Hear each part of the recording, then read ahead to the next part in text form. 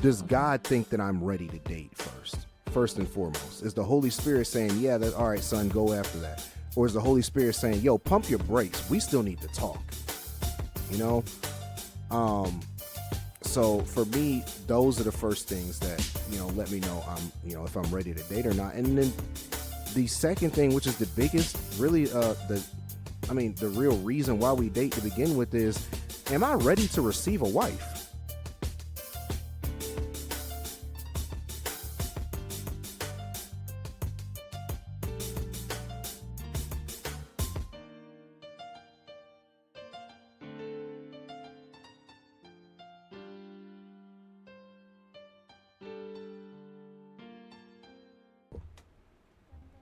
I'm glad to hear that.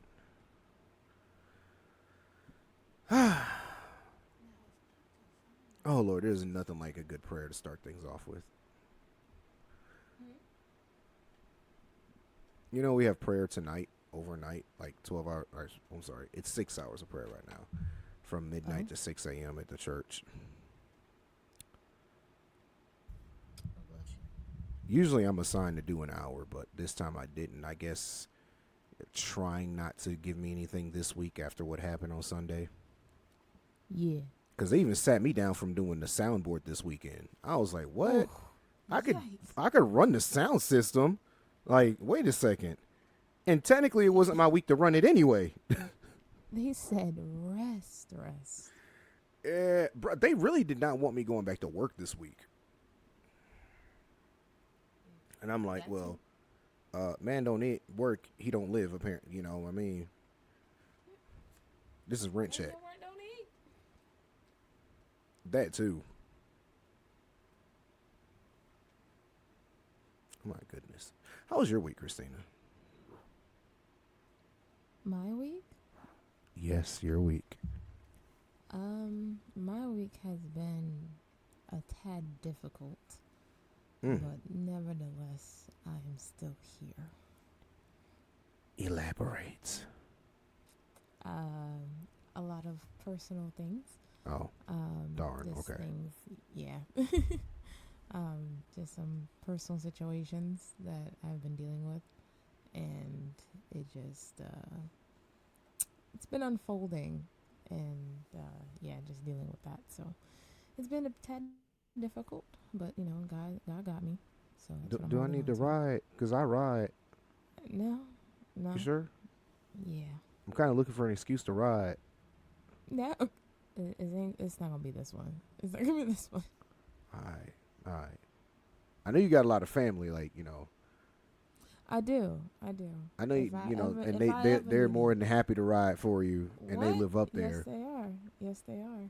But I'd love the opportunity because I never get to ride anymore. So. Not this. Not this. Okay. We're gonna put this in the hand of God. All right. So. All right. I trust you on that. All right. We'll just put that in the back burner. Just, all right. Mm-hmm. Thank you. Give that up to prayer. Put it on the altar. Keep me in prayer. Yep. All right. Well, I mean, you stay on the altar, my altar, so, I mean, Yes, God. Just keep me there, because I'll take all the prayer. All right. That's not an issue, like, at all. All right. So how are we going to start this? I mean, this is kind of weird because, like, all the rest of the podcast, we had something, like, just to talk about before we went into the actual podcast. And this one feels, I don't know. I think a lot of it is because, I'm going to be real with you, when that came over me to start praying before the podcast started today, I didn't think I was going to come out of that. Out of what? Sorry, you kind of went out and then... The prayer. When I started prayer before the podcast, I did not think I was going to come out of that tonight. So, the throne of grace. Yeah, that kind of caught me off guard. It'd be like that. I guess maybe that's the spirit coming up in me because I'm not scheduled to pray tonight. But yeah, it definitely caught me off guard, and I was not prepared for all of that. So, yeah, Usually we have another way to start the podcast. Right now it starts off, it's kind of bland. It'd be easier because Rodney usually brings a lot of the energy. Mm-hmm. Brother Rodney, we miss you. I know. See, Rodney, you are a part of the body. It does not function properly without you. So wherever you are, get your behind on. I'm sorry. Uh-oh. But yeah.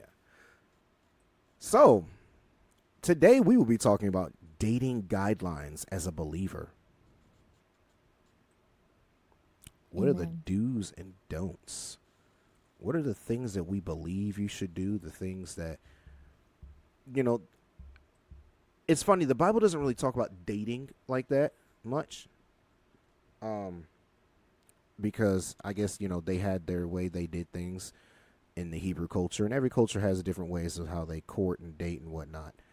But there are rules overall that we see in the word. So there's some things that you're not supposed to do. For example, you're not supposed to be sleeping around with each other, or entering any promiscuity and things of that nature. But what are some other things that we should and shouldn't be doing? And I get we'll probably be coming at this from different point of views, and we're probably gonna have different answers for some of these, just because I think this is more of a preference than a matter of fact kind of statement and question. Mm-hmm. And for me, this goes back to this is going to be one of those things that people kind of, you have to figure out for yourself. Just kind of like how, for example, you have pastors that sit there and they tell their congregation, you can't smoke or drink at all, or they do these things, right? When, and the Bible doesn't tell you can't do it. It just, tells you not to be a drunk. And it basically tells you to stay away from strong drinking. It's basically just wine for reasons. But either way, it doesn't explicitly prohibit drinking. It prohibits being drunk. But some preachers say, don't do it at all. Some preachers say, hey, I drink a glass of wine. You can do it, that kind of deal. So it's kind of preference to how your style is, I guess. But I think there are some universal things that we can all agree on that as believers we shouldn't be doing, and some things that we probably should be doing. I agree. So, I have some notes. Closer to the mic. Well, greetings. I have some notes, some fun facts that deal with dating in general. Let's see. Okay, so fun facts. The most common time for breakups is around 3 to 5 months. The third week in September is National Singles Week in the United States. Seriously? Yeah. Dang. 4 out of 10 workplace dating relationships result in marriage. Studies show that schools, colleges, coffee shops, and malls are all excellent places to flirt because people are more open to meeting others in these places. Poor locations are restaurants and movie theaters. Psychologists at the University of Pennsylvania studied data from over 10,000 speed daters and found that most people make a decision regarding a person's attraction within 3 seconds of meeting. The average American man knows after 7 months of dating if his partner is the one, according to new research. I like to also throw in there thoughts about the one, but I guess we'll get into that later. But it's saying that a man knows in about 7 months of dating if he want to marry you. Yeah. Choosing exciting places for a first date increases the chances of the other person falling for you. There is a definite link between danger and physical/romantic attraction. Dating specialists suggest that if a woman doesn't return a call after 2 messages, she is not interested. And lastly, if a woman offers to pay for everything, chances are she isn't into the date. Told you! There is an unspoken understanding that a man paying for everything is a form of compulsory gift, which is almost universal in all animal species. Those are some So yeah, facts. yeah, yeah. So I had fun trying to find those, but it's like random, but obviously it goes under dating, and it's very interesting, very interesting. So I just wanted to open up with that. It's a good opener. Um, I have, let's see, I have two true and false. If you want to answer those, Ooh, yes. okay. True or false? Two people should start off as friends first, and then see if it develops into a relationship. Ah, uh,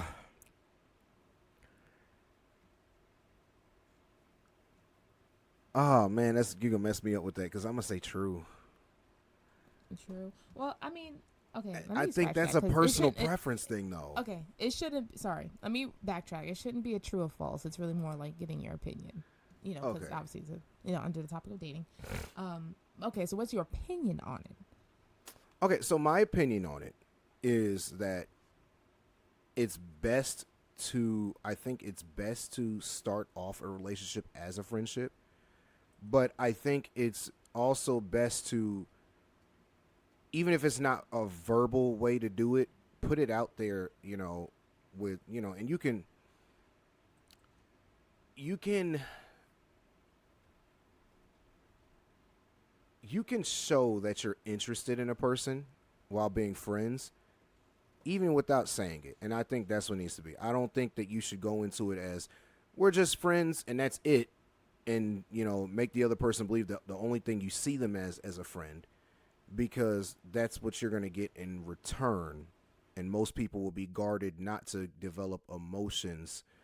Um, Most people will be guarded not to develop emotions a lot of the time in that particular situation.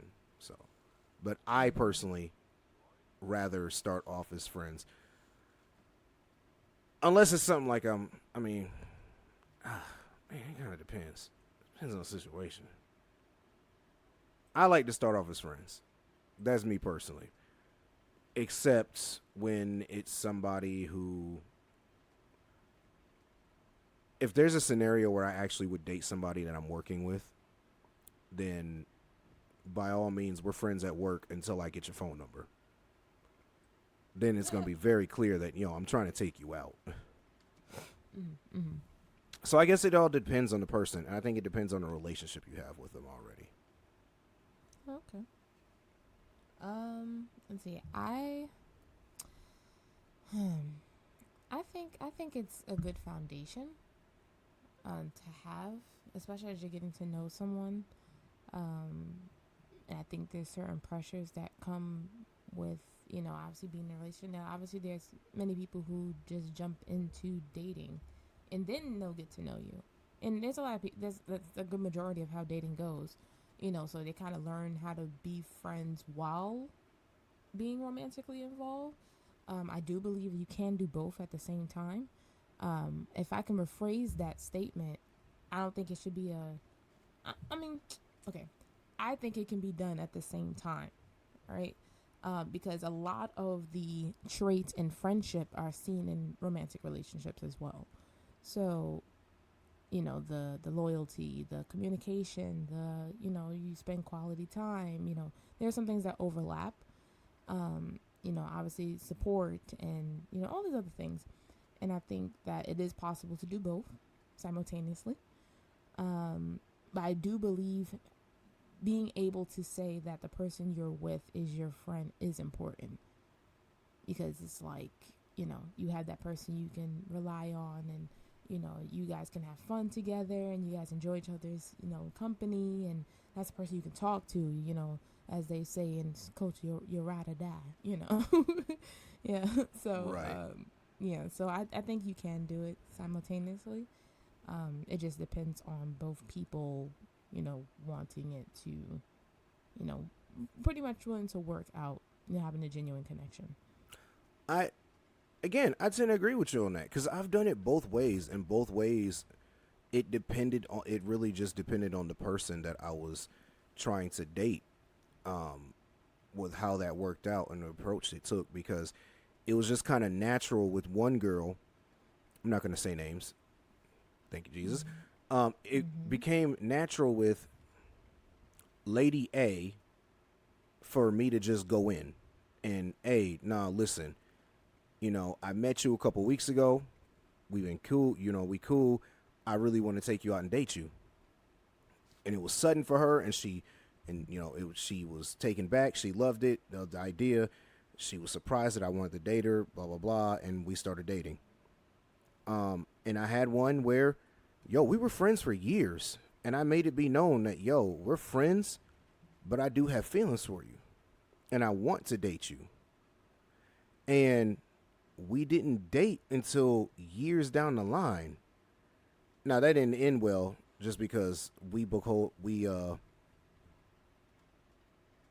there were some things that happened in both of our lives. That and she had some trauma that she had gained, and I was not. I was still young and immature, but it was again, it was just a different way we took things. I had another friend who I dated after being friends with her for 6 months. That relationship went well until it didn't. Mm. But again, it depends on well, no, because again, I can't say that's the reason those things didn't end well. Just because, first off, none of my relationships ended well. So let me go ahead and put that out there. They were all train wrecks by the end. Nah, it's just kind of going down memory lane. I'm realizing just like how immature myself and the other parties were, and why it was never going to work out. Like, we weren't ready to be dating. Like, all of us should have just we should all just remain friends. Okay. So I'd like to kind of spin this, well, not spin this, but take it into another question. When or how do you know that you are ready to date? Okay, so I think that's going to be varied from person to person, right? Mm-hmm. I think for a guy, one of the things that we typically are going to look at when we're ready to date is like, all right, so let me restart that. For a man of God, one of the things that we look at when we're getting ready to date and we're say, all right, I'm ready, is one, we have ourselves together. It's like the first thing. And when I say we have ourselves together, I mean, it's not just a financial having ourselves together. It's an emotional, it's a spiritual having ourselves together. Does God think that I'm ready to date first? First and foremost, is the Holy Spirit saying, yeah, all right, son, go after that? Or is the Holy Spirit saying, yo, pump your brakes. We still need to talk, So for me, those are the first things that, let me know if I'm ready to date or not. And then the second thing, which is the biggest, really, the real reason why we date to begin with is, am I ready to receive a wife? Mm-hmm. Like, as a man, am I ready to receive a wife right now? Like, am I, and even if it's not like, let's say I'm not financially at the place yet, whatever, because, that stuff does come, and it doesn't necessarily mean that you're disqualified from, dating and whatnot. I don't really believe that. But I do believe, like, you are in a place, you get to a place in life where, as a man, it's God's like, all right, this is the time where I've prepared you to receive your helpmate. Like, the rest of this journey, the journey up to this point, you could do with just me. But now I need to bring somebody beside you, because you're not going to be able to get the rest of this alone. Like, not for what I called you to do, So I do believe that there's a time when you're ready to receive her. There's a time where God's telling you, all right, this is the time. And that's, for me, this is when you should be, start dating as a man of God, because the purpose of dating is to become married. And then after marriage, mm-hmm. It's to, keep being married. Mm-hmm. My personal thoughts. Okay. I think that, yes, first and foremost, to run it by God, to see if you're in a place to be dating. I have heard people, no, let's scratch that. I heard a lady actually recently she was speaking to someone. I think she's like a therapist or psychologist or something, and she was speaking on healing and how she said that it is possible to be in a relationship and still be healing because uh, everyone is not perfect, and healing is not just a 1, 2, 3 thing, right? So she said that it depends on what that healing is, what I guess you're healing from, where you're trying to get to, and also if both of you are understanding in what the healing journey looks like, and then to be a support as best you can, right? But she said that she said it is possible that, because a lot of people say, oh, I'm going to focus on myself. I'm going to work on myself first, and then I'm going to get into a relationship. But there are some things in which you be working on yourself for time and time and time and time. And then all of a sudden now you look around and you're not available, and not to say that we're rushing things, but, there's some time where, if you're with someone and you obviously communicate and you, I guess, open up, as we talked about in the last pod, when is it too early to share some things? That obviously as time goes on, that you share that there are some things in which, you're trying to work through. And then obviously it's up to the person to be like, okay, I want to support you in this, and we got this, working together and being a team and all that. So I think if you get to a certain level of healing, like, again, you're not going to be completely healed, but I think there is a way to be at a certain level of healing where it's like, okay, God, I think I'm okay at this point to kind of dip my toe in the pool, if you would, and, start dating. So, Right. yeah, those are my thoughts. Okay, so I'd like to piggyback out that. So first off, I used to believe that, and it took me a while, and it took your uncle coming at me a few times, even on the podcast, on the first podcast that he was on with us about being a husband. One of the things that I brought up was that, yo, like, I feel like you should come into the relationship basically with your stuff together. Mm-hmm. Yeah. And my reasoning behind that, and I told him, was, listen, I'm doing all this work on myself. Why? To make sure I'm good for her. So she should be doing the same thing. And when we come together, there should be maybe some minor issues, but I shouldn't have to be dealing with trauma for past relationships and whatnot, right? And he shut that down completely. And he had to explain to me that, listen, sometimes the person's healing comes from the person they're going to be with. And I've heard that. everyone heals, everyone takes a different timeline to heal. That's not fair to the person for you to say, oh, well, you're disqualified because you're still healing, when it's like, well, some scars are deep and they don't heal, over the span of a couple months. Right. Some things that they might have gone through, they're going to be healing from into their 40s and 50s. Some things that they have to heal from, they're going to heal from experiencing motherhood and becoming a mother the first time. Like, it's all different things, so it's not fair to penalize people for that, right? Mm-hmm. And it really had me had to really think about it, because then he put it another way as a man and said, well, you're called to be the head of the household. You're called to be the pastor, the priest, the prophet, the protector, provider. Mm-hmm. And one of those things is you're supposed to be able to build up your wife. You're supposed to be able to build her up. You're supposed to be able to help her. Y'all are a team, and you're supposed to develop and build and nurture her up as she's supposed to do for you. And I was just sitting there like, dang, like, this man got a point. Yeah. So I do believe that, like, you can definitely be healing from something and and be ready to be in a relationship. I mean, look, everything's going to take, one of the biggest thing that, they always tell us about marriage is what? Yeah, it takes work. It's not necessarily going to be easy. So same thing for dating. Bro, dating's going to take work too. Yeah, I think there was something you said about, oh gosh, I'm losing my train of thought. You said something about, do you remember? Oh, I lost it. It'll come back to me. I'm sorry. We're talking.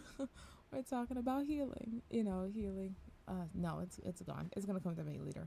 But yeah, no, I think that is important.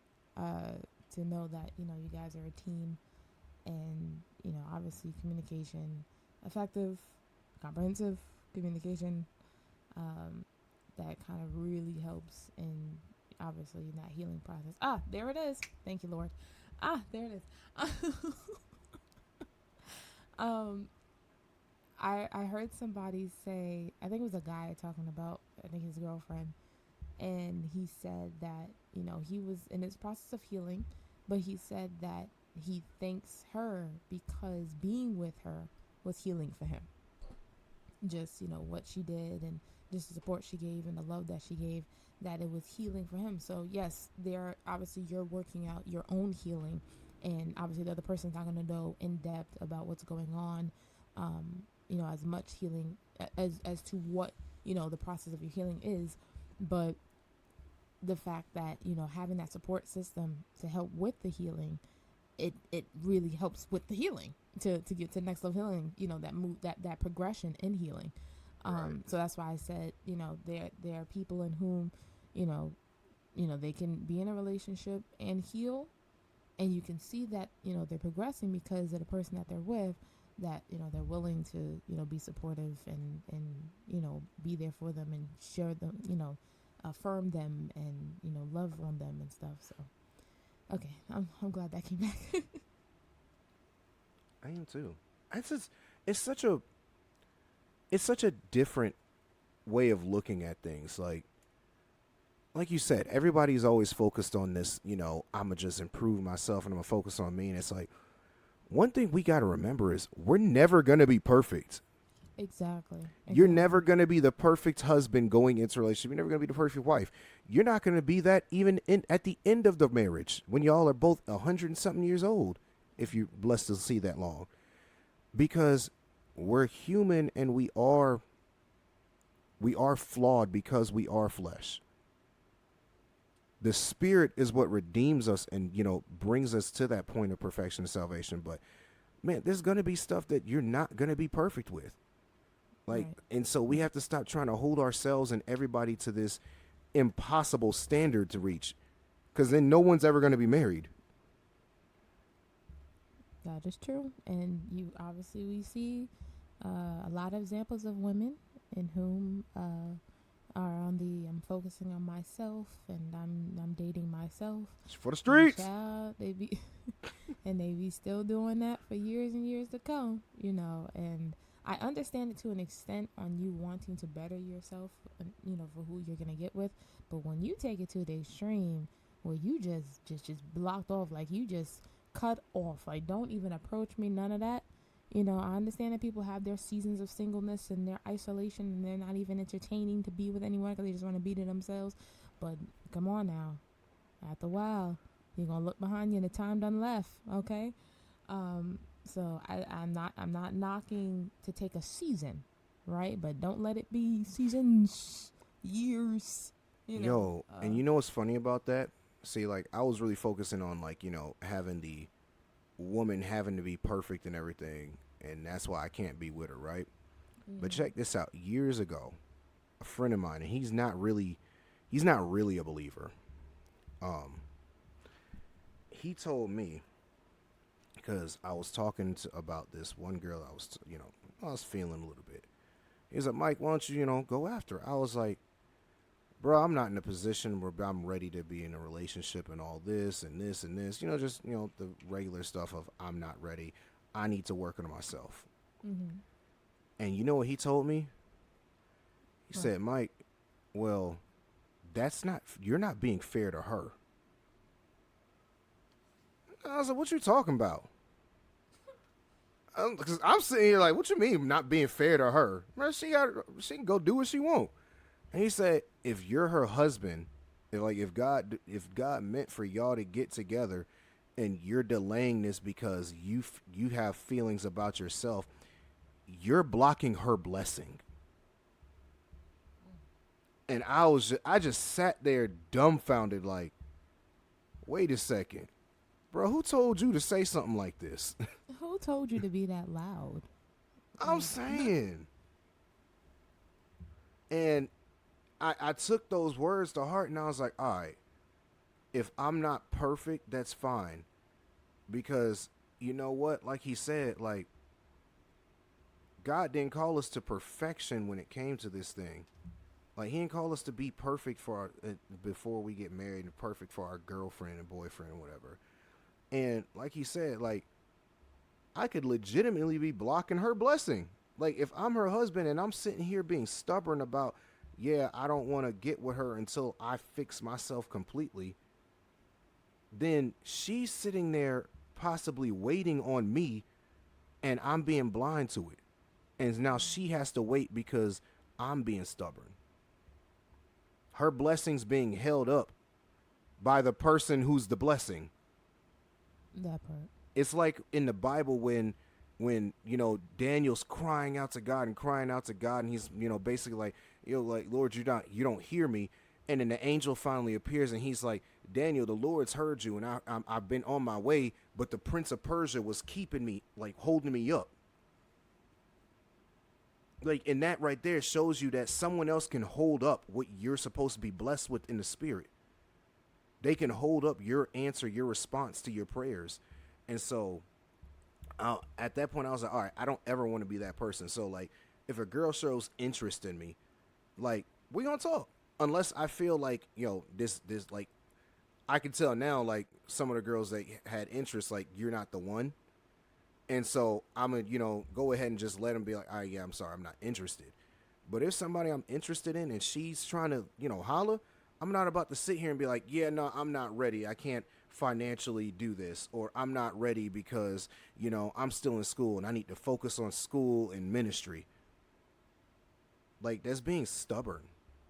Uh, uh, so I'm glad you say that, because I'm thinking about there are women in whom have said that as well. I'm focused on my career. I'm focused on getting this bag. I'm focused on my education. I'm about to get this master's degree, this, that, and the third. And from what I keep hearing, is that a majority of men do not care about how much money she has, how many degrees she has. At the end of it all, from what I hear, you can confirm this as a man, Mike, that all y'all care about really is more the intangible things, the traits of her personality, how she keeps herself, her character, and her ability to give you peace. Am I correct?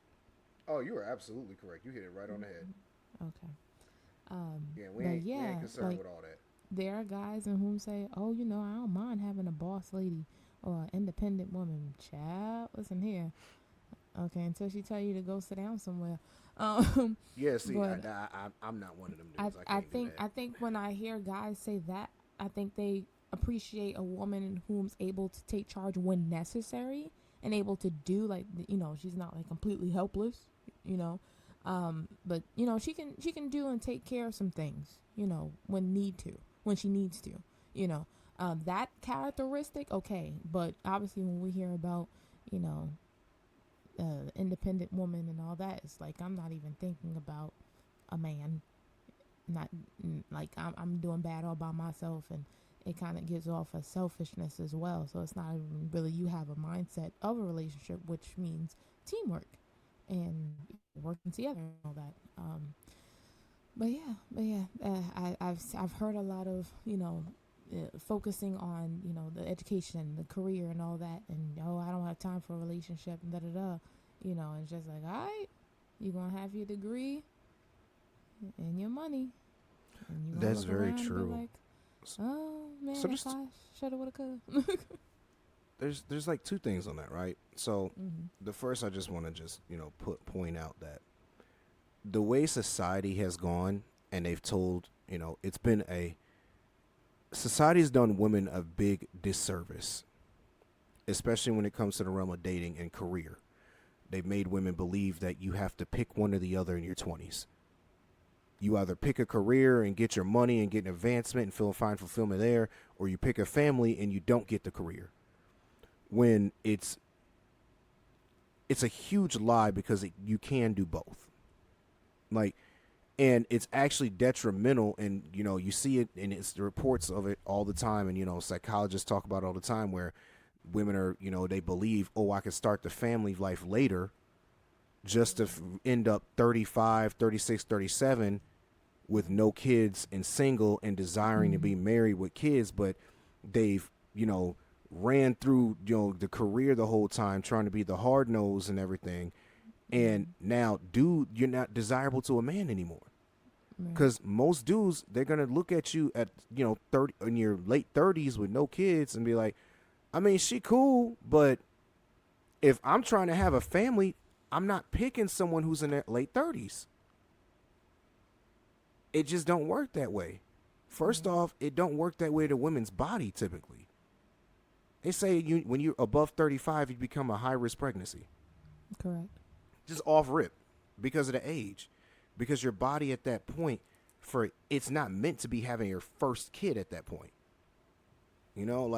So it's society, I feel like, has done a huge disservice to women in making them believe that you have to pick one or the other, especially in your 20s, and you can't have both. Or that if you do pick to have family, that you're, what are the names they be calling women nowadays? Pick-me's and all this other mess. That's my favorite term, pick-me's. God forbid there's a woman who actually agrees with what a man says. Oh my gosh. Wow, they stone her. I've been called a pick-me. Oh, yeah. Any conservative woman's going to be called a pick-me. I mean, I have, okay. I said this to someone before, like, I'm on social media and I see culture and all that. Now, mind you, I understand that you can be, as a metaphor, you can be by the pool, and you're not going to get in the pool with everybody else and everybody else is thinking and whatnot. But there are some times where, you're next to the pool and maybe you might get hit with a splash, of a thought, whatever. But I believe that when that happens, you got to check it and be like, oh, wait a minute now. Let's check this. Is it lining up with, is it fair? Is it right? Is it truth? Is it profitable? And so, being on social media, I'm just seeing, obviously it's the recycled relationship conversations and, topics and some crazy scenarios and hypotheticals that no one would probably experience in their lifetime. But anywho, it's just like, oh my goodness, this is the mindset now. And then you think back, like maybe 5-10 years, this wasn't the mindset, but now here we are wondering about 50-50 and oh, if he got a side chick and she got a side dude, and if you had, one of the things I heard recently was there was this couple and a person was interviewing them, and the interviewer asked the girlfriend, if you had a pass to go sleep with a celebrity, like your celebrity crush, would you do it? Sis said yes in a heartbeat. She for the streets. I said, oh my God. And like, you can see man's face. He's like, what? Like, and she was just like, yeah, I would take it. She said, yeah, I would, and I'm just like, oh, I said, okay, like that, sir, you might want to think some things over, because she just pretty much said that it's a thought. She just exposed her character. You know what I mean? Yeah. So I'm like, okay. So, if she could get away with it, she would sleep with another man that's a celebrity. That means that, bruh, if a situation comes up where she can cheat, she's gonna take it if she thinks she's gonna get away with it. If the situation is right, if he has the right status, he ain't probably even got to be a celebrity. Let that man have some money. Let him have a little bit more money, okay? Like, and that right there is like, oh, okay, But just to say, like, obviously a lot of conversation in society is just like, you chew the meat and spit out the bones. That's what you got to do. There's some things that are like, okay, you can ponder on it and think about it, and but you got to check a lot of this stuff these days, because it's not profitable for having the mindset of being in a relationship, and sure enough for not being married, or having a family. I wanted to also say, when you were talking about, how There are women who feel like they got to choose between a family and being a mother and a wife and versus a career. Obviously, we see women who they do work, to each their own in their households. But there are some women who they do work and they also have a family, and they try to work out best they can. They obviously it works within their marriage or their family. Cool, great. But I will say that there are some women in whom will choose the career and all that beforehand, as you said, and push the family on the back burner, right? And it's just like, okay, you see how we are as a society now, you know. I wonder why you're not seeing a lot of thriving families, and also, I feel like not all groups of women have this mindset. Oh, please talk Unfortunately, about it. unfortunately, there is a majority mindset. The group of women in which I hear often say about career and education and all that are black women. Mm-hmm. But there are other women in whom have gone to college, they have gotten a degree, and they got a ring on their finger I'm glad you because said they that. because they are able to understand that yes, I can get my degree, but I'm still open to get married. I still want to be married, and I'm gonna open my, open the door.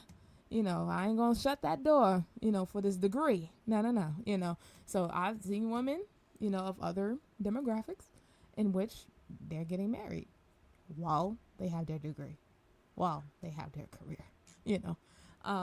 But I'm saying this is only really mostly I hear black women say, oh, I want my career and all that, and I'm focused on that, and da da da da.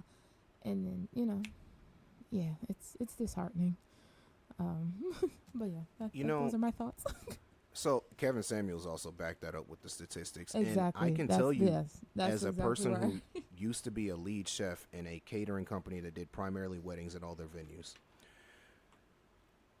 all the Caucasian women, I'm sorry, all the white ladies Oh, were between the age of 19 ooh, and about 25.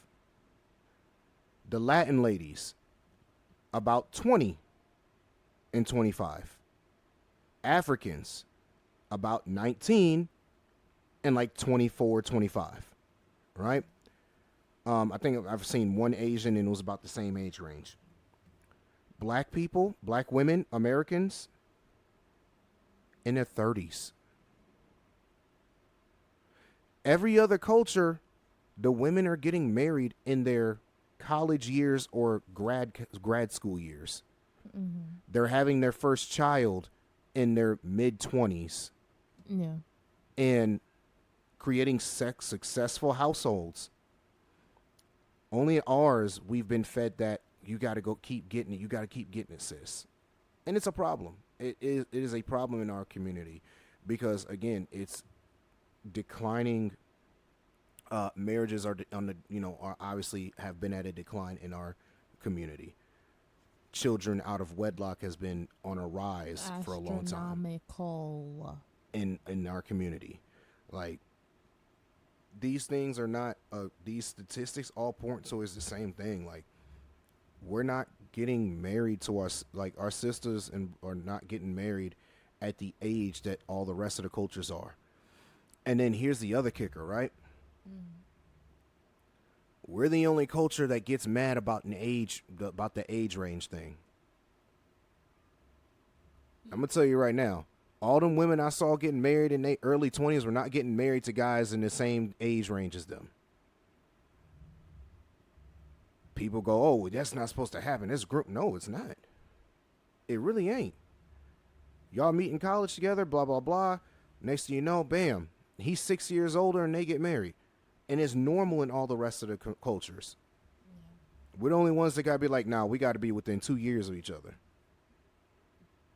Which, realistically speaking, 9 times out of 10, the man's not going to be ready to be married at the same time the woman is, and I think that's also what's pushing our age thing, our marriage rate and time of marriage back. Right. Yep, that's all true. I want to hit on one little thing though. Go ahead. So before we were talking about the, you know, the boss lady and the strong independent woman with the career and all that, and I want a woman that can hold her own thing. And I need a man that can handle me. Right. Oh, so first of all, Rodney and I talk about this all the time. If a woman ever says, I need a man that can handle me, I'm going to say, well, you need to go back home and get disciplined with your father. Because clearly you didn't get enough parenting growing up from your dad. Because my job is not to handle you at all. My job is to be your husband. But, however, as many people would think, like right now, Christina, that I want some, because I always talk about, like, yeah, I'm a conservative guy, and my personality type seems like I would want someone who is like super submissive and does whatever I say, and go make daddy a sandwich when I say to go make me a sandwich. Dang it, when I walk in this house, my food better be cooked, them kids better be put away, and you better be in that maid outfit that I picked out. But it's not true. That's not the case. So, and the only reason I bring this up, so Oh my gosh. Oh peek behind the curtain, gal. I was in the hospital Sunday night. I had a fainting spell and I passed out at a vow renewal of all things. Lord. And while we were in the ER waiting room lobby, so all the church leadership that were there basically came with me. Apostle Val stayed the night with me. I love her. This is my mom. When I came back out, they were talking. They had been, so first off, when it happened, Pastor David, on the way to getting me to my truck, said, yeah, Mike, it's time for you to get married. And I'm sitting here like, huh? What's this got to do with marriage? I get in the truck, Apostle Darren driving. He mentions, yeah, Papa, it's about time for you to find a wife. Now, by the way, they had been talking about this for a couple years now. Like, all of them. Prophecies have come about it, blah, blah, blah. And they even talk about, like, yeah, it's about time Mike got married, right? Then when we're at the hospital, I overhear them when I come back from getting triaged, talking about, like, the kind of wife I need. And they're talking about, yeah, because he don't take care of himself like he's supposed to health-wise and going to seeing doctors. He needs a strong woman that's going to, like, make him do these things and to be able to be that person. And I was like, and they were like, yeah, we talking about you. And you can't, you're not going to have one of these, like, soft, weak women. And I was like, I'm going to be real with y'all. I don't want one. I've said this a lot. I understand that marriage is a partnership and it is two people coming together to complete each other. I don't need somebody I could run over. Now, I don't need someone who's going to sit there and fight me the whole time. But I do need someone who is going to be assertive enough to where when I'm doing my typical guy thing, like, for example, like I do with the doctors with pushing everything off, she's going to be like, no, you're going. And I'm going to be like, man, please, no. And she's like, no, I already made the appointment. You're going. Mm-hmm. Yes. I called your job. You're going. Like, that kind of deal. Like, someone who's not afraid to speak their mind and, basically command that, hey, you need to take care of these things. And funny enough, I used to think that I had everything together, right? I was like, yo, I don't even need a wife. Like, what do I need her for? Just for some sex? Because I could do everything else in the house. I cook, I clean, I do this. Like, I'm good, fam. Like, it's not a need right now. But slowly, more and more, I'm actually realizing how many cracks I do have in this little armor of mine that need to be covered, and how many flaws that I do have that need to be completed.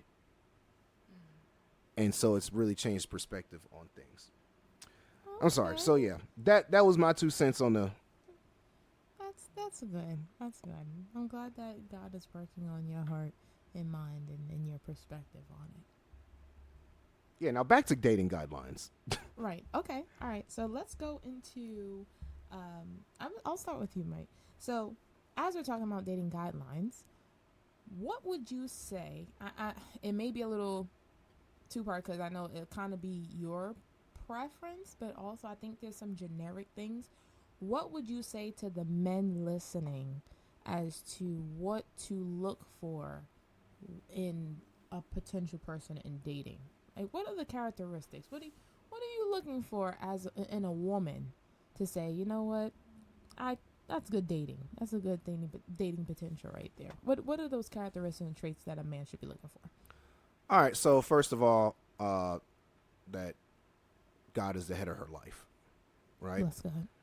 Um, After that, I would have to say there are characteristics of a godly woman that you should look for. Mm-hmm. One, like me personally, I look to see if she's rude. If she's a rude person, there's nothing that I can do with you. Um, if I go out on a date, do you allow me to pay or do you insist on paying?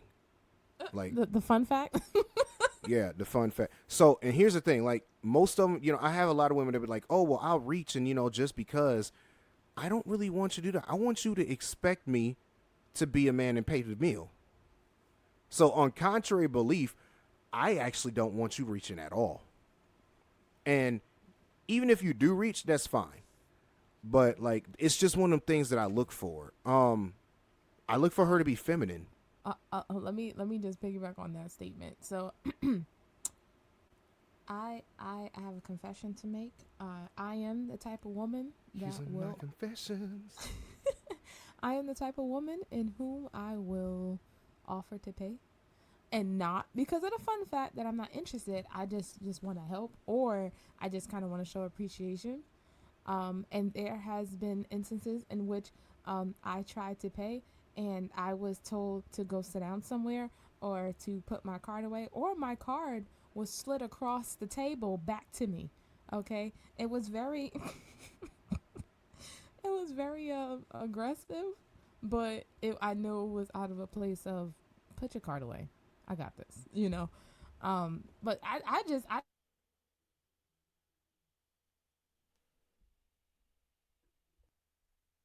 All right, now. yeah. Sorry about that little disruption. But yeah, I have offered to pay, and just out of just being nice or being appreciative, and again, not to try to emasculate, the man. I just want to be nice, and then my car gets tossed across the way, or I'm told to go sit down. So, yeah. It's Continue. funny because I've literally done that to a girl before. Has done that, like the aggressive pushing her card across the table. Yeah. Yeah. Go ahead, continue, Rachel. Oh no, that was it. I definitely did that. Um. No, I'm saying continue with the Oh, traits, with the the characteristics. things. Okay, so Yeah, I just want to throw that in there. That right. yeah. So another. Let me get up on this again. Another thing that I look for is one. Obviously, like, are we gonna have pleasant conversation? Do I feel comfortable talking around you, and do you feel comfortable talking around me? Do we have similar interests, similar goals, whatever, right? Um, how's your relationships in your family? Mm-hmm. These are some of the things I look at because if you you have bad relationships in your family that you haven't been able to mend for whatever reasons, right? And let's say you treat them badly, then I can't, like, this is not gonna work. If you treat your own blood bad, like, how you gonna treat me when you get mad? You know? Right. Right. Um there's a to my point earlier, I do look for femininity. Femininity. Yes. Here we go. It's such a tongue twisting word. Um but at the same time, I don't I also look to see if you're going to let me just like dominate the conversation and run you over. Because it's a turn off for me. I can't have that. I can't have it to where you're just so closed off, submissive, shy, whatever that I can just completely run you. Um, I don't know. I think for me, those are the things I kind of look at. I think as a man, you should just look at to see the person if they have the qualities that, first off, that you value, but also the traits that you're missing. I feel like that's also what you should be looking for when you're dating and you're trying to scope out the lady. I'm actually surprised. There's two in which that hit my mind. I'm surprised you didn't mention. Oh, go for it. Her attitude. Oh, you know what? That's kind of a given. I You no, didn't because I say saw it. no. I did say, or to open up, I did say if she's rude. Okay, all right. So For me, I think that's for me that's okay. all attitude. Okay, and also if she can be accountable, hold herself accountable. Oh, yeah, there's that. But I don't necessarily need her to. Okay, so here's the kicker. I don't necessarily need her to hold herself accountable. Ooh. And here's why. Now, there's a certain level of accountability, yes, I want her to have, but typically speaking, accountability is more of a masculine trait. It shouldn't be, but it's really more of a masculine trait. If you look at it, accountability is more important in men than it is in women. Because when we're married, I can hold you accountable because I'm supposed to lead. So at the end of the day, I hold everybody in this household accountable to everything, right? Including myself. So even if you have a problem with accountability, that's not something that is a deal breaker for me because, listen, we're going to get through that.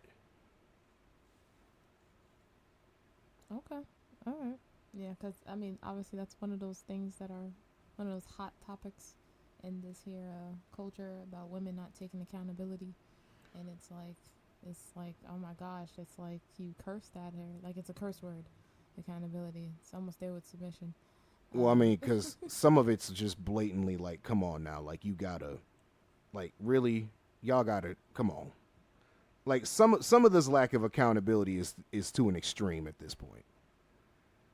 Okay. Okay. I agree.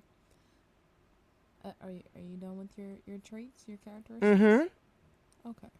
All right. So, as a woman, I love saying, as a woman, um, especially obviously being a believer, bless God, um, I will share some things in which I believe are like general things, uh, and probably a sprinkle of some things in which are my preferences, Sprinkle, sprinkle. as to as to what obviously you would consider, someone being dating potential, or you want to date the person. As you said, first and foremost, God is the head of his house, the head of his life. Okay, he knows Jesus as his personal Lord and Savior. Okay, Amen. And I'll throw in a quick story, which I feel like I've said, but I'll bring it back because we're talking about dating guidelines. My parents, when my mother met my father, she's told us, me and my siblings, she's told us this little story, thing about my dad, where she said when they were dating, she very much saw how much he took his relationship with God seriously. And she said that because of seeing him, quote unquote, bear fruit, if you would, judge a tree by the fruit that it bear, bless God, that she saw the fruit from his relationship with God and how he carried himself, his lifestyle and all that. She said because of his conviction and how he carried himself, that there were things in which she did not have to worry about when it came to dating him, and being with him. So she already knew, because he answered to God, that, he wouldn't be disrespectful, that he wouldn't be unfaithful, that he wouldn't, treat her poorly or anything like that. Why? Because obviously he has to answer to God first about how he's treating, one of his daughters, his children, but also just how you're treating someone in general, and that's not obviously how we should be keeping ourselves as Christians. So she said that, when you look at the person, obviously I'm speaking, as a woman's standpoint, but even for guys, if you're dating someone, please look at the fruit that they're bearing. Check that relationship. You would see how evident it is, and how close their relationship is. Now, mind you, no one's perfect. Every day we walking, we're trying to grow in our relationship with God. But I think there is something about seeing someone who has an evident relationship with God, and you see how they carry themselves, and it's just, you can just see it. You can just feel it, And because of that, they know not to do certain things, or they do certain things because they know they answer to God first. And because of that, the person who they would get the benefit from that. Bless God. Okay, so that's number one. Well, Number two. do you have an electronic next to your microphone? An electronic? Oh, never mind. You were cracking mad hard until right now. I was cracking the whole time? Yeah, but no, we heard you. It was just like cracking up. Okay. I'm sorry, guys. I don't know. It's weird here. Okay, so another thing is, again, general things, supportive. He can lead in love, exclamation point. He is emotionally stable. And I feel like that can go for both sides. Yeah, I should have said that. Yeah, I think that can go for both sides. I have learned in recent events that emotions are an interesting thing to have. As a human, you know, it comes with the territory of being human, but if you do not put them in check, they can wreak havoc, okay, and have you doing things you ought not to do, you know.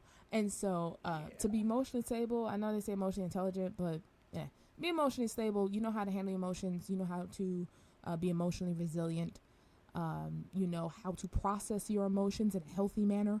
You know, not saying that you just going to throw them in the back burner of your mind, but that you know how to process and take time to evaluate your emotions and all that stuff. So that's important. He's respectful, affectionate, kind, and considerate, as you said earlier about how how she interacts with family and friends. I would just say people in general as well. How you see them interact with people, how they treat people, men and women alike. Bless God. Just seeing how they talk about certain things and how they again treat people. Let's see. Open to learning. Open to learning, new things, or, learning you, or just learning in general, because obviously as we live life, we learn every day. Confident and humble, that humility. Holds himself up to a standard of discipline and self-control. I'm not going to repeat what was already said on the last podcast. The second to last episode. Yeah, that is important. I will say, as a woman, that is something that is. Yeah, as a woman, I ain't gonna go through the whole thing, but as a woman, it is very attractive to see a man in whom has discipline and self-control. Because again, it goes into other aspects of life, to see where discipline takes hold and self-control. He's mature, honest, fun to be with. Come on now. I know, we believers and all, but we can have fun too. Not being so saved, so heavily minded, no earthly good. That's the saying. So yeah, you can have fun with the person. Go play basketball, or go to an arcade, or go, I don't know, have some fun. A good listener. What else? I know this is two things in which are hot, traits when it comes to biblical husbandry, and is he protects and provides. So protects in terms of making you feel safe, and safe both physically and emotionally, and provide, it's not just financial. Let me say this on the mic. Oh my gosh. It is not just finances, okay? Like, there is other aspects of providing that's not just financial, because there are some guys who have it financially and it means nothing to them to provide financially. It doesn't hurt them to spend money, but provide, a place in which I can come to you being vulnerable. I think my good old uncle pointed that out on a pod when he was on. What else? I would say one more last thing. Intentional and have integrity. Not stringing you along or playing games. There is a quote that says, "You must learn how to differentiate between a man's sincerity, which is his good intentions, and his integrity, which is the true reliability. Don't confuse sincerity with integrity. You cannot rely on a man with good intentions if those intentions rarely amount to anything measurable or tangible. A man may be sincere with you, but lack the integrity to follow through on that which is sincerity. He may be genuine and yet at the same time be unreliable. So stay tuned in to what a man does rather than what he desires to do. Yeah, that's a heavy one right there.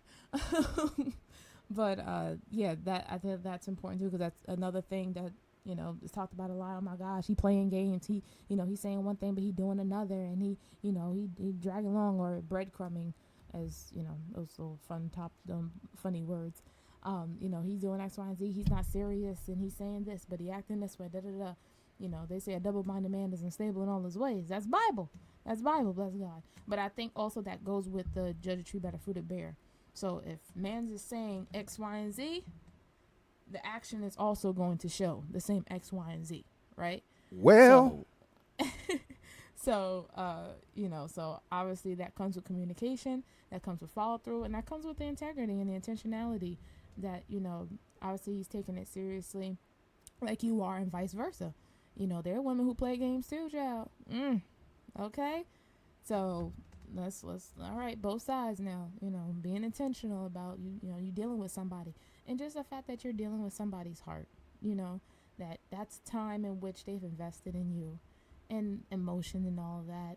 Do right, please. Amen. But yeah, those are a couple things. I feel like I said a lot, but those are a good number of things in which I think as a woman, that they're important to see in a guy in which they may be wanting to date. Amen. That's a great list. And again, it's when looking to date, I think the point of this is when you're looking to date the person, you should be looking in the qualities that you want in your spouse. Mm-hmm. That it really just boils down to that. What are the qualities that you want in your spouse? What are your non-negotiables? What are the things you'd like to see? What are the things you'd like to see that can be developed and kind of deal, right? Mm-hmm. For example, I think we talked about this before, mentioned in a pod, the writing down the list that you have for the things that you want in your spouse later in life. Bring up the list. Yeah, bring up the list. And again, I say I will not find that list. But I can tell you right now, my non-negotiables are she's got to put God as the head of her life. She has to seek after him. She has to be willing to be led. She has to have, a good attitude. I'm not going to say, she got to be a Proverbs 31 woman. Because, listen, that's like asking for a finished product. And, we kind of talked about that earlier. But she's got to be striving for that kind of thing, Yeah. And our values and our beliefs have to basically line up. And here's the other kicker. One of the other the other requirement for me, besides the fact that she has to also be intelligent, because I can't be no dummy. I'm sorry, I can't. Is the other goodness, words. They're fun. Yes, slow it down, Mike. Slow it down. One of the other prerequisites, and now I don't forget the prerequisite. Stumbling over words. Ain't that something? Bring it back to his remembrance. I know. But, I mean, the point being is, there's certain non-negotiables that you have with the person. And, there's certain things that, you can negotiate on. For example, one of the things I used to say all the time is, God, you got to bring me another woman that can sing. Because we got to be singing to each other. Now I say, God, that ain't the case. You just need to bring a woman that can deal with me singing all the time. That's it. Now, she ain't got to be able to sing. She just got to be able to deal with me singing. Right? you start to learn that everything that you had on the list might not be as important, and Yep, the things that that list starts evolving as you evolve. As you grow and exactly. mature. Yep. But there are some things that should be again non-negotiable. Mm-hmm. So I I'm want mad I to ask. forgot that last point. It's gonna come back to you. It's gonna come to as it came back for me. Um, so when you mentioned about what qualities you want in a spouse, right? So obviously, as a believer, I feel like a majority, if not all, should be dating to marry, because that's the ultimate goal. I guess I know some Mm-hmm. there's some believers who choose not to get married. Paul didn't get married, so but a majority, I would say, is dating to marry, right? And so, do you think that people who or that mindset of dating to marry that puts pressure on the relationship, or like, do you think it should just happen organically? Nah, I think that's no. That's you have to be intentional.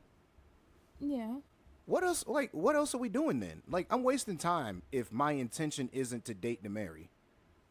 yeah. Is that something in which also is one of those things which you should say up front, like first date, I second believe date? so. Yeah. Mm. Like, well, um, yeah, I believe so. I think that's one of the conversations you should have on the first date. Like, what do you see as dating? Like, what's the purpose for dating for you? My purpose for dating is I'm looking to vet out for a wife. So the longer we're dating is the longer I believe that you are a candidate. And I'm gonna be honest with you, the moment I realize, hey, she not the one, we're not gonna date anymore. Mm. I'm not gonna waste your time or mine. Yeah. Okay. Yeah, I agree. I think the pressure aspect can come in when obviously the time is ticking and the clock is ticking.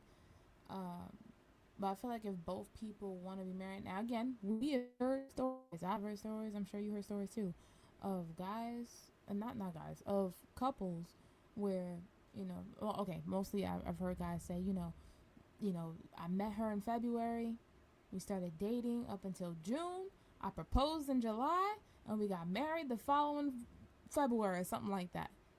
Like, there are some who they move quick because he was just like, that's it. Like, she was the one whom I saw to be my wife. She's my wife. I made her my wife.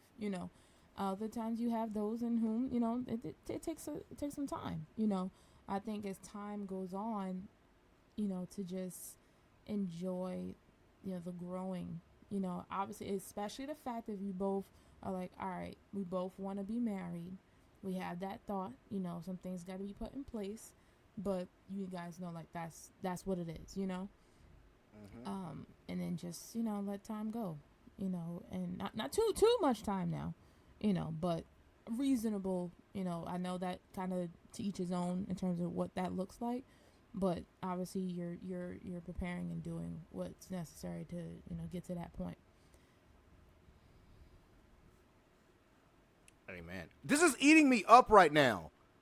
Because you can't remember. Yes, because I'm like, yo, it was something super important. And now I'm like, yo, how is it that I just forgot that? The prerequisites. Hmm. It's gonna come back to you. This is like, It's gonna bother you. like for real, like, oh, all right, got it, bang. There you go. You see? All right. Not just press it, Lord, bring it back. My prereq. All right, so the last one that is actually a newer thing that I've added over the past couple years, right, is that she has to be spiritually tough enough to be with me. What? Elaborate on that. So, we learned in the church, and it's very true, that with different levels of anointing come different attacks. Right? What you're going to experience as an usher in the church is different from the level of attacks and adversity that's going to come at the pastor. Mm-hmm. Okay? Now, one of the ways the enemy always does things is he goes after your family. If you are married, your spouse is going to be catching this too. Your relationship, your marriage is going to catch this. You're going to catch it in the life in your household with your children. It's going to be a point that you have to consistently pray about, because it's going to be the easiest thing the enemy can attack to throw you off. And I've already seen how this works, even with just my brothers and mom, right?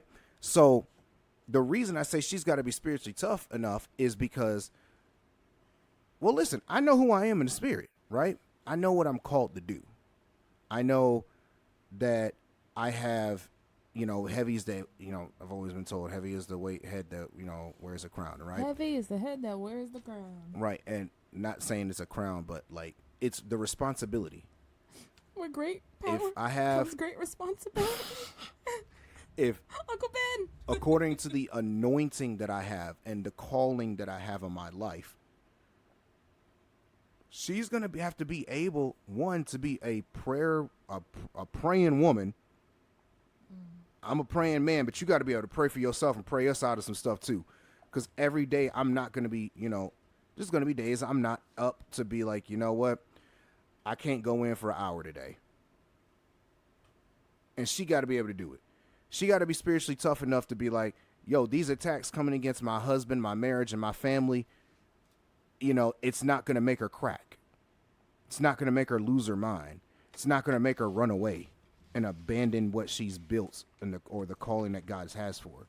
It's not going to make her abort the mission or the assignment that God has for her. So that's what I mean by like she's got to be like spiritually tough enough, because I'm be real. Being in covenant with me is not going to be a walk in the cake. I'm sorry. Goodness. A walk in the park. I don't know how I got walk in the cake.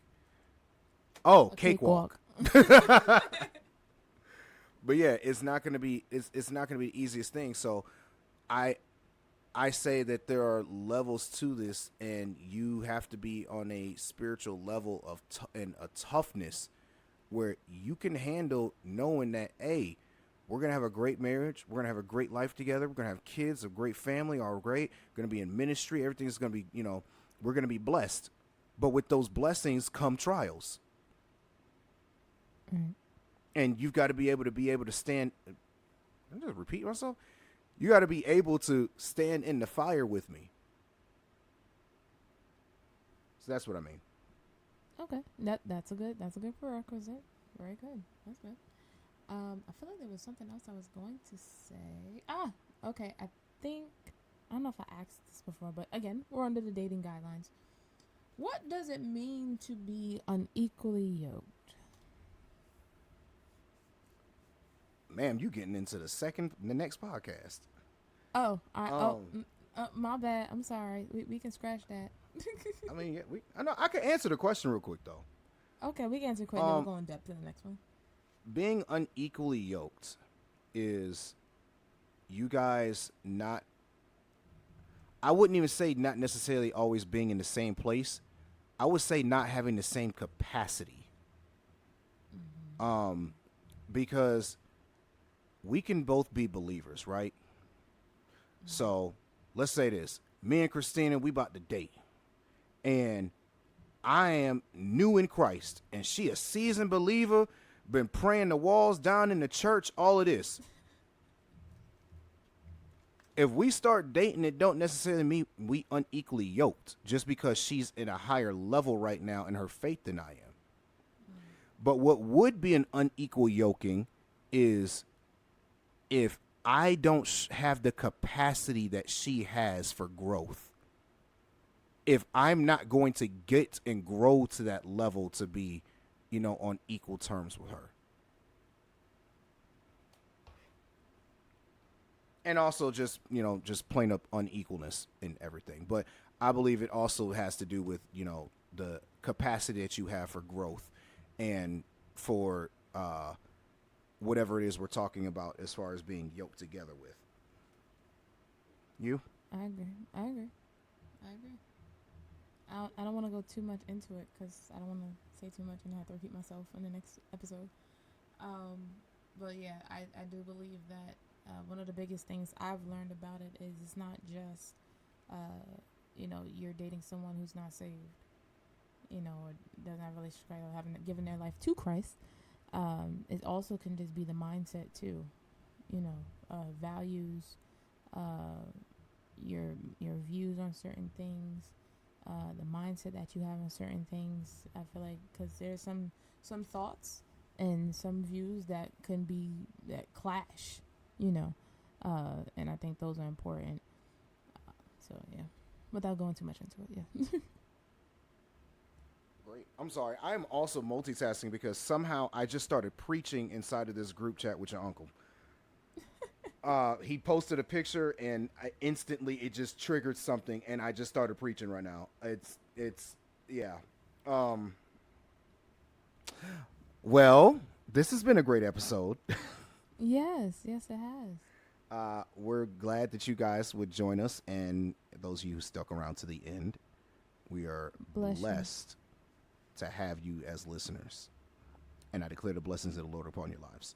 May the increase be your portion. Amen. Again, like, comment, subscribe on the podcast. I'm looking out to see for any of these. It's probably easier, again, for y'all just to email us at thegodmanpodcast@gmail.com. That's the whole thing, The Godman Podcast, one word. And follow us on our socials. The Twitter. No, Twitter? No, not Twitter. You do have a Twitter, no? We do have a Twitter? Yeah. Okay, Twitter, TikTok, Facebook, Instagram, The Godman Podcast, at all those. Listen to us on YouTube. When we get into the same state, we will be posting videos. I look forward to the day, because I know it is coming, when we are blessed to have a podcast recording studio for ourselves. Like an actual space that we will have dedicated to this. Okay. I look forward to that day. It is coming. I declare it in the name of Jesus. I have already seen it. Okay. All right. That means Christina got to move to Atlanta. How you just throw that in there so quick? Sorry, Rodney will be. Well, I don't know why y'all sticking up. Man, leave the cold behind. We'll see what the Lord does. But I think last thing I want to say before we go out is obviously we're talking about dating. One of the I would say the most important thing is to be prayerful. I know we said to run it by God, but really be prayerful in that season of dating, you know, that you're guarding your heart and your mind as you're going through it. Not guarding like it's Alcatraz or Guantanamo Bay, but, you know, that you're open to it, that you're ready for it, and that you're in a place to, you know, really be a blessing to someone and someone be a blessing to you. Be safe in these dating streets, y'all. It's rough out there. Ooh, ain't that the truth? Be careful. Make sure the person you're dating is actually the gender that they are, you know, presenting themselves to be. Well, we'll talk about that in the next one. All right. There's only two, by the way. Lord. Yes, y'all can follow me at RenaissanceC_7. That's your girl, Rennie. You can't follow me. What you? Yeah, because you got hacked. I no longer have, until further notice, I don't have a Facebook or Instagram. Yeah. I really need to call Meta. This is how you know I don't really care about the accounts. It's been since Jubilee when it happened that day. So like July 7th, I still have not called Meta. Yeah, your account's gone. Like the guy took it over and I unfollowed. It's like, yeah, it's over. Yeah, I need to call them just to tell them to delete it. All right, y'all. Y'all be safe out there. Be blessed. Until next week.